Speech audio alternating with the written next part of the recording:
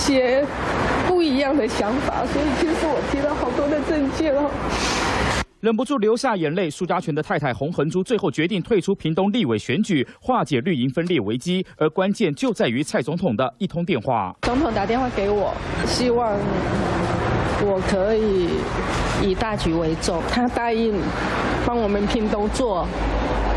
很好的建设，我放心。虽然说是大局为重，但现在也传出洪恒珠退选，可以换来原本要列不分区立委的苏正清跟钟嘉宾交换，改为征战区域立委，钟嘉宾则改列不分区，解决日前的人选争议。我还是不敢太过于松懈，毕竟这次的选举，我们要竞争的不是同阵营的对手，我们的对手是在对岸。强调还是拼到底，但现在苏家全也表态不争取续任立院龙头。外传民进党不分区名单中摆入前行政院长游锡堃，就是为了龙头之战。爱到深处无缘由。那我对民进党的感情，日前游锡堃才表态全力支持蔡总统连任，去年选举也全台啪啪照，现在列入不分区，同党立委也有耳闻，扮演着所谓的调和顶鼐的角色，其实非常适合我们所有的不分党派、不分派系，大家共同一致的一个党的决定的话，我觉得他是一个很好的人才。根据了解，这次民进党不分区名单，除了游锡堃，包括柯建铭、徐家清、沈发慧，以及现任立委施一方、邱泰源、